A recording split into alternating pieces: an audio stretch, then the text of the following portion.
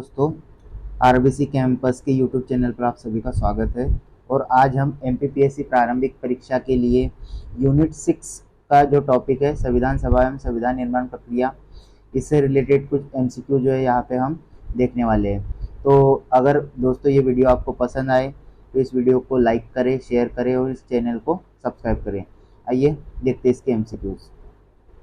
सबसे पहला प्रश्न है, भारत के लिए संविधान की रचना हेतु संविधान सभा का विचार निम्नलिखित में से सर्वप्रथम किसने प्रस्तुत किया था? तो देखिए, भारत के लिए संविधान की रचना हेतु संविधान सभा का विचार निम्नलिखित में से सर्वप्रथम किसने प्रस्तुत किया था? तो इसका सही उत्तर होगा ऑप्शन नंबर ए, स्वराज्य पार्टी ने 1934 में। तो इसकी डिटेल भी दी हुई है नीचे, कुछ वो डिटेल भी पढ़ लेते हैं। तो 19 मई 1934 में रांची में स्वराज्य पार्टी ने आत्मनिर्णय के अधिकार की मांग की और एक प्रस्ताव पारित किया, जिसमें कहा गया कि वयस्क मताधिकार के आधार पर निर्वाचित भारतीय प्रतिनिधियों की एक संविधान सभा होगी जो संविधान का निर्माण करेगी। भारतीयों की ओर से संविधान सभा की मांग करने का यह प्रथम अवसर था। तो ये थी इसकी डिटेल्स। अगला प्रश्न है, स्वतंत्रता के पूर्व के दिनों में प्रारंभ में किसने संविधान निर्मात्री सभा का विचार प्रस्तुत किया था? तो ऑप्शन से M N Roy, B R Ambedkar और एनी बिसेंट और जवाहरलाल नेहरू। तो इसका सही आंसर जो होगा ऑप्शन नंबर ए। तो ऑप्शन नंबर ए जो था एम एन राय। सर्वप्रथम जो है संविधान निर्माण सभा का जो संविधान निर्मात्री सभा का विचार किसने प्रस्तुत किया था?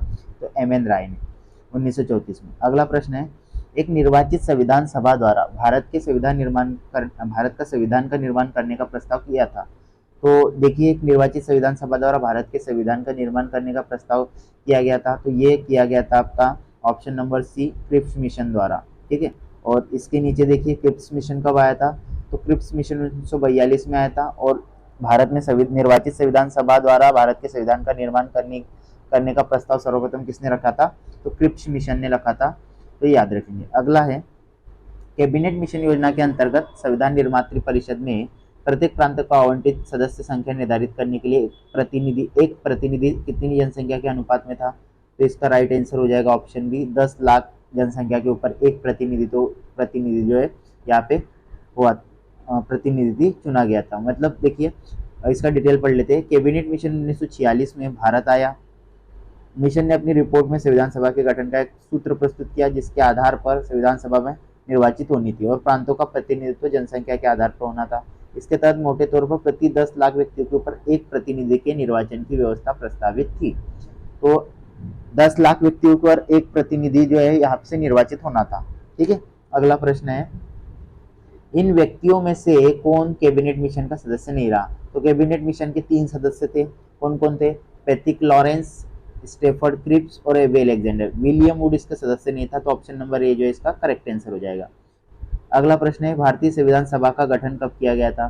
तो ऑप्शन ए, भारत सरकार अधिनियम 1935 के अंतर्गत, क्रिप्स योजना 1942 के अंतर्गत, कैबिनेट मिशन योजना 1946 के अंतर्गत और भारतीय स्वतंत्रता अधिनियम 1947 के अंतर्गत। इसका राइट आंसर हो जाएगा कैबिनेट मिशन योजना 1946 के अंतर्गत, ऑप्शन नंबर सी। ठीक है, आइए अगला प्रश्न देखते हैं। 1946 में निर्मित अंतरिम सरकार में कार्यपालिका परिषद के उप सभापति थे। ये प्रश्न बहुत इंपॉर्टेंट है और आईएएस 1995 में भी पूछा गया है। तो 1946 में अंतरिम सरकार में कार्यपालिका परिषद के उप सभापति कौन थे? तो इसका सही उत्तर होगा option number A, Jawaharlal Nehru. यह डिटेल भी दी गई है, आइए इसको देखते हैं। तो 24 अगस्त 1946 को अंतरिम सरकार की घोषणा इस व्यवस्था के साथ की गई थी कि अंतरिम सरकार 2 सितंबर 1944 को कार्यभार संभालेगी। वायसराय इसमें कार्यपालिका परिषद का प्रधान अध्यक्ष तथा जवाहरलाल नेहरू को उपाध्यक्ष उप सभापति बनाया गया था। इसका राइट आंसर क्या हो जाएगा? Option number A, Jawaharlal Nehru. अगला प्रश्न है, निम्नलिखित में से कौन अगस्त 1946 में गठित प्रथम अंतरिम राष्ट्रीय सरकार का सदस्य नहीं था? इसका आंसर हो जाएगा option number C, doctor S Radhakrishnan. तो आइए देखते हैं। देखिए, तो इसमें क्या था? तो कैबिनेट मिशन योजना के आधार पर 24 अगस्त 1946 की घोषणा के तहत नवनिर्वाचित संविधान सभा के 2 सितंबर 1946 को भारत की अंतरिम सरकार का गठन किया गया। इसमें सी राजगोपालाचारी शिक्षा मंत्री, डॉक्टर राजेंद्र प्रसाद खाद्य एवं कृषि मंत्री, जगजीवन राम श्रम मंत्री, जबकि डॉक्टर एस राधाकृष्णन इस प्रथम अंतरिम राष्ट्रीय सरकार के सदस्य नहीं थे। इसका सही आंसर हो जाएगा ऑप्शन नंबर सी। अगला प्रश्न है, यहाँ पे कथन और कारण दिए हुए हैं। तो सबसे पहले कथन देखते हैं। वेवेल योजना के अनुसार कार्यकारी परिषद में हिंदू और मुस्लिम सदस्यों की संख्या समान होनी थी। कारण, वेवेल का विचार था कि ऐसी व्यवस्था से भारत का बंटवारा बच सकता है। ठीक है, तो इसका जो राइट आंसर हो जाएगा ऑप्शन नंबर सी। ए कथन जो है ये सही है पर कारण गलत है। कथन जो सही है लेकिन कारण गलत है। तो अगला प्रश्न है 10वां। देखिए अगला प्रश्न दिया हुआ है क्वेश्चन नंबर 10, ये भी IAS प्री में पूछा गया है। निम्नलिखित में से कौन से कथन संविधान सभा के विषय में सत्य है? तो यह वयस्क मताधिकार के आधार पर आधारित थी, तो ये बिल्कुल गलत है। वह प्रत्यक्ष निर्वाचन का परिणाम थी, तो ये भी बिल्कुल गलत है। यह एक बहुदलीय निकाल थी, यह बिल्कुल सही है। उसने अनेक समितियों के माध्यम से कार्य किया, ये भी बिल्कुल सही है। तो इसका राइट आंसर हो जाएगा ऑप्शन नंबर सी, 3 और 4। फिर अगला प्रश्न है, भारतीय संविधान सभा के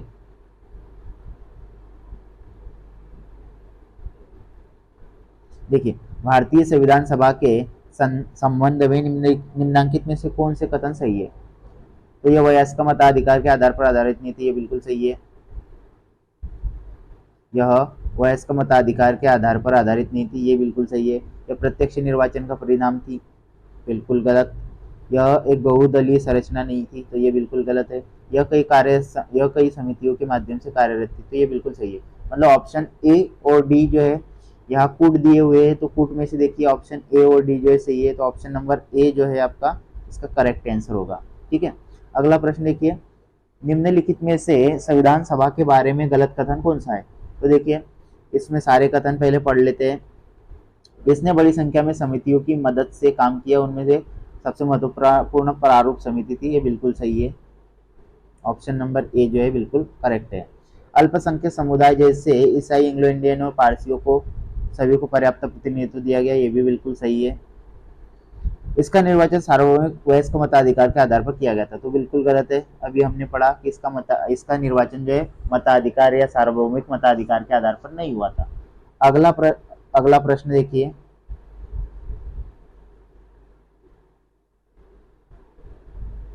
क्वेश्चन नंबर 13 देखिए, भारत के संविधान का प्रारूप तैयार करने वाली संविधान सभा के सदस्य को ब्रिटिश संसद द्वारा नामित किया गया था, गवर्नर जनरल द्वारा नामित किया गया था, विभिन्न प्रांतों की विधानसभाओं द्वारा चुना गया था, भारतीय राष्ट्रीय कांग्रेस और मुस्लिम लीग द्वारा चुना गया था। इसका सही आंसर हो जाएगा ऑप्शन नंबर सी, विभिन्न प्रांतों की विधानसभाओं द्वारा चुना गया था। अगला प्रश्न देखिए, भारतीय इतिहास के संदर्भ में प्रांतों से संविधान सभा के सदस्य प्रांतीय विधानसभाओं द्वारा निर्वाचित हुए थे, ऑप्शन नंबर सी जो है इसका करेक्ट आंसर होगा। अगला प्रश्न है, संविधान सभा के सदस्यों का चुनाव कैसा हुआ था? तो इसका आपने अभी अभी देखा, प्रांतीय विधानसभा द्वारा। अगला प्रश्न है, संविधान सभा के सभी सभा के चुने हुए स्थायी अध्यक्ष कौन थे? तो स्थायी अध्यक्ष आपको पता है डॉक्टर राजेंद्र प्रसाद थे, और अगर अस्थायी अध्यक्ष पूछा तो सच्चिदानंद सिन्हा थे। अगला है, संविधान सभा की प्रथम बैठक की अध्यक्षता किसने की थी? तो डॉक्टर सच्चिदानंद सिन्हा ने की थी। और यहाँ पे देखिए आप ऊपर अगर आप ये डिटेल देखोगे तो पहली बैठक कब संपन्न हुई थी? तो 9 दिसंबर 1946 को संविधान सभा की पहली बैठक संपन्न हुई थी, जिसकी अध्यक्षता डॉक्टर सच्चिदानंद सिन्हा ने की थी। और 11 दिसंबर 1946 को डॉक्टर राजेंद्र प्रसाद को निर्विरोध रूप से संविधान सभा का स्थायी अध्यक्ष चुना गया था। ठीक है, अगला प्रश्न, भारतीय संविधान सभा के उद्घाटन अधिवेशन की अध्यक्षता किसने की थी? तो वही डॉक्टर सच्चिदानंद सिन्हा द्वारा। अगला प्रश्न, भारत की संविधान निर्मात्री सभा के अध्यक्ष कौन थे? तो डॉक्टर राजेंद्र प्रसाद इसके अध्यक्ष थे। अगला प्रश्न देखिए, स्वतंत्र भारत की संविधान सभा के अध्यक्ष कौन थे? इसका सही उत्तर है डॉक्टर राजेंद्र प्रसाद। अगला प्रश्न, संविधान सभा के प्रथम मनोनीत उपसभापति कौन थे? तो ये जो है ये क्वेश्चन पिछली बार पूछा गया था प्री में, तो फ्रैंक एंथोनी जो है इसका सही आंसर जो है आयोग ने माना था। तो ये संविधान सभा के प्रथम उपसभापति या उपाध्यक्ष फ्रैंक एंथोनी थे, जो 9 दिसंबर 1946 को अस्थायी सभापति या अध्यक्ष सच्चिदानंद सिन्हा द्वारा मनोनीत किया गया था। ठीक है, और एस.सी. मुखर्जी संविधान सभा के पहले स्थायी उपाध्यक्ष थे, तो ये भी याद रखेंगे। ये मनोनीत उपसभापति कौन थे? तो फ्रैंक एंथोनी। और संविधान सभा के अगर आपको पहले स्थायी उपाध्यक्ष पूछा तो H.C. मुखर्जी। ठीक है, अगला प्रश्न है फिर, भारतीय संविधान सभा की स्थापना कब हुई? तो इसका सही उत्तर होगा पहली बैठक कब हुई थी? 9 दिसंबर 1946 को, तभी इसकी स्थापना हुई थी। अगला प्रश्न है, संविधान सभा की प्रथम बैठक कब हुई थी? 9 दिसंबर 1946 को। अगला प्रश्न है, संविधान सभा का गठन कब हुआ? तो संविधान सभा का गठन हुआ था दिसंबर 1946 में, मतलब 9 दिसंबर 1946 को। आगे देखिए, अगला प्रश्न है, भारतीय संविधान सभा की पहली बैठक कब हुई? तो वही 9 दिसंबर 1946 को। भारत को एक संविधान देने का प्रस्ताव संविधान सभा द्वारा पारित किया गया था, इसका राइट आंसर हो जाएगा 22 जनवरी 1947 को। तो यहाँ पे डिटेल देख लेते हैं। 22 जनवरी 1947 को संविधान सभा द्वारा भारत को एक संविधान देने का उद्देश्य प्रस्ताव पारित किया गया। उद्देश्य प्रस्ताव को 13 दिसंबर 1946 को जवाहरलाल नेहरू द्वारा पेश किया गया था। तो ये भी याद रखेंगे कि उद्देश्य प्रस्ताव को किसने पेश किया? तो जवाहरलाल नेहरू में कब पेश किया? 13 दिसंबर 1946 को। अगला प्रश्न, संविधान सभा के सम्मुख संविधान की प्रस्तावना का प्रस्ताव किसने रखा? इसका सही उत्तर है जवाहरलाल नेहरू ने। ऑप्शन नंबर ए जो इसका करेक्ट आंसर है। अगला है, संविधान सभा में उद्देश्य प्रस्ताव निम्न में से किसी एक द्वारा प्रस्तुत किया गया? तो वही जवाहरलाल नेहरू द्वारा। ऑप्शन नंबर बी, भारतीय संविधान निर्माण के संबंध में निम्नलिखित कथनों में से कौन सा सही है? पंडित नेहरू के उद्देश्य प्रस्ताव का जो संविधान सभा द्वारा स्वीकार किया गया था, संविधान के निर्माण पर असर था। उद्देश्य का बहुत महत्वपूर्ण उद्देश्यों की पूर्ति करती है। तो अगला है फिर, संविधान को भारत के लोगों ने आदेशित किया है। राज्य के मुखिया को लोग प्रत्यक्ष रूप से निर्वाचित करते हैं। इसका है पहला, दूसरा और तीसरा सही हो जाएगा। तो राज्य के मुखिया को मतलब राष्ट्रपति को प्रत्यक्ष निर्वाचित नहीं किया जाता अपने यहाँ, उसका जो है अप्रत्यक्ष रूप से निर्वाचन होता है। तो ऑप्शन 1, 2, 3 जो इसका सही हो जाएगा। अगला प्रश्न देखिए, भारतीय संविधान को बनाने तो भारतीय संविधान सभा में कुल कितने अधिवेशन हुए थे? तो ये प्रश्न भी इंपॉर्टेंट है। तो ऑप्शन नंबर सी इसका करेक्ट आंसर होगा 12 अधिवेशन। कितने? और इसकी डिटेल देख लेते हैं। संविधान निर्माण की संविधान सभा को 2 वर्ष 11 माह 18 दिन का समय लगा। इस दौरान कुल 11 अधिवेशन हुए थे। 11वें अधिवेशन के अंतिम दिन 26 नवंबर को संविधान को अंगीकृत किया गया। इन 11 अधिवेशनों के अतिरिक्त संविधान सभा पुनः 24 जनवरी 1950 को समावेश हुई, जबकि सदस्यों द्वारा भारत के संविधान पर हस्ताक्षर किए गए। इस प्रकार निकटतम सही विकल्प जो है, मतलब 11 अधिवेशन हुए थे, लेकिन जो लास्ट बार जो संविधान सभा के सदस्य मिले थे वो 24 जनवरी 1950 को मिले थे, इसलिए इसको 12 जो है कहा जाता है या 12 गिना जाता है। अगला प्रश्न है फिर, भारतीय संविधान सभा की अंतिम बैठक की तिथि क्या थी? तो अंतिम बैठक की तिथि देखिए 24 जनवरी 1950 को जो है सभी लोग अंतिम बार जो है एकत्रित हुए थे, सभी सदस्य। भारतीय संविधान के निर्माण में संविधान को कितना समय लगा? तो ये 2 वर्ष 11 माह 18 दिन का समय लगा था। अगला प्रश्न देखिए 34, सूची X को सूची Y से सुमेलित करना है। तो देखिए संविधान सभा के पहले उपाध्यक्ष कौन थे? तो हमने यहाँ पे देखा पहले उपाध्यक्ष थे हमारे H.C. मुखर्जी। कौन थे भाई? H.C. मुखर्जी। प्रारूप समिति के मूलतः एकमात्र कांग्रेसी सदस्य कौन थे? तो देखिए पहले का जो है ऑप्शन नंबर जो है आपका चौथा सही है। तो कहाँ पे दिख रहा है आपको? ऑप्शन बी में दिख रहा है पहले का चौथा। तो ऑप्शन बी जो है इसका करेक्ट आंसर हो जाएगा। एक बार फिर से देख लेते हैं इसको। देखिए संविधान सभा के पहले उपाध्यक्ष कौन थे? तो H.C. मुखर्जी थे। ठीक है, आपसे पूछा प्रारूप समिति के मूलतः एकमात्र कांग्रेसी सदस्य कौन थे? तो K.M. मुंशी थे। राजस्थान की रियासतों का प्रतिनिधित्व करने वाले संविधान सभा के सदस्य कौन थे? तो इसका ऑप्शन नंबर जो है V.T. कृष्णमाचारी हो जाएगा। और संविधान समिति के अध्यक्ष कौन थे? तो जवाहरलाल नेहरू थे। मतलब पहले का चौथा सही है, दूसरे का आपका जो है प्रारूप समिति के जो है मूलतः एकमात्र कांग्रेस सदस्य K.M. मुंशी थे। राजस्थान रियासतों के जो है V.T. कृष्णमाचारी और संविधान समिति के अध्यक्ष कौन थे? जवाहरलाल नेहरू। तो ऑप्शन नंबर बी जो है इसका करेक्ट आंसर हो जाएगा। ठीक है, आइए अगला क्वेश्चन देखते हैं। भारतीय संविधान के निर्माण के समय संवैधानिक सलाहकार कौन थे? तो इसका राइट आंसर हो जाएगा ऑप्शन नंबर सी, B.N. राव। अगला है, भारतीय संविधान सभा का प्रथम प्रारूप तैयार किया गया था। तो इसका प्रथम प्रारूप जो है B.N. राव द्वारा। फिर अगला है, संविधान सभा में भारतीय संविधान का तृतीय वाचन कब प्रारंभ हुआ? तो तृतीय वाचन इसकी डिटेल देखिए। और संविधान सभा में भारतीय संविधान सभा का तृतीय वाचन 17 नवंबर 1949 को प्रारंभ हुआ और 26 नवंबर 1949 तक चला। तो ये जो है दोनों ही ऑप्शन में नहीं है, तो इसको आप देख लीजिए।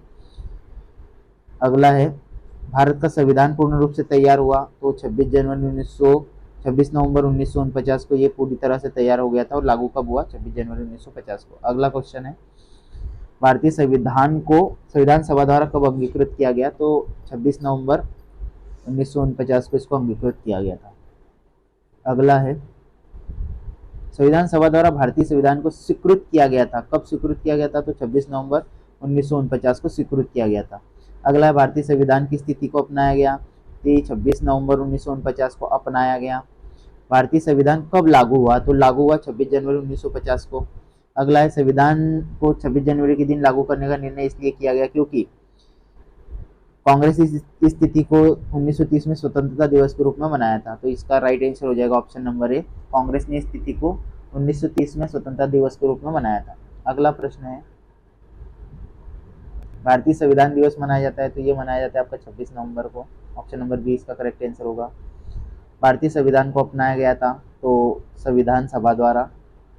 ऑप्शन नंबर ए जो है इसका करेक्ट आंसर हो गया, संविधान सभा द्वारा। अगला है, भारतीय संविधान को 26 नवंबर 1949 को किसके द्वारा अधिनियमित किया गया? तो ये किया गया था संविधान सभा द्वारा। अगला प्रश्न है क्वेश्चन नंबर 47, भारतीय संविधान सभा अंगीकृत एवं अधिनियमित हुआ, तो इसका राइट आंसर है 26 नवंबर 1949 को। फिर अगला प्रश्न है, बी आर अम्बेडकर का संविधान सभा में निर्वाचन हुआ था, तो इनका निर्वाचन हुआ था बम्बई प्रेसिडेंसी से। ऑप्शन नंबर बी जो है इसका करेक्ट आंसर होगा। अगला प्रश्न देखिए, भीमराव अम्बेडकर का जन्म और मृत्यु कब हुई? तो इनका जन्म जो हुआ था 1891 और 1956 में जो है इनकी मृत्यु दिल्ली में हुई थी। 6 दिसंबर 1956 को इनकी मृत्यु हुई थी। ये प्रश्न पहले भी पूछा जा चुका है। आगे देखिए, निम्नलिखित कथनों पर विचार कीजिए। निम्नलिखित कथनों पर विचार कीजिए। तो देखिए, तृतीय गोलमेज सम्मेलन के विचार विमर्श की परिणति भारत सरकार अधिनियम 1935 के पारित होने के रूप में हुई। भारत सरकार अधिनियम 1935 में ब्रिटिश भारत के सूबों और भारतीय रियासतों के एक संघ पर आधारित ऑल इंडिया फेडरेशन के गठन का उपबंध किया। उपयुक्त में से कौन कौन से कथन सही है? इसका राइट आंसर हो जाएगा ऑप्शन नंबर सी जो है, 1 और 2 दोनों इसके करेक्ट आंसर है। ठीक है, 1 मिनट।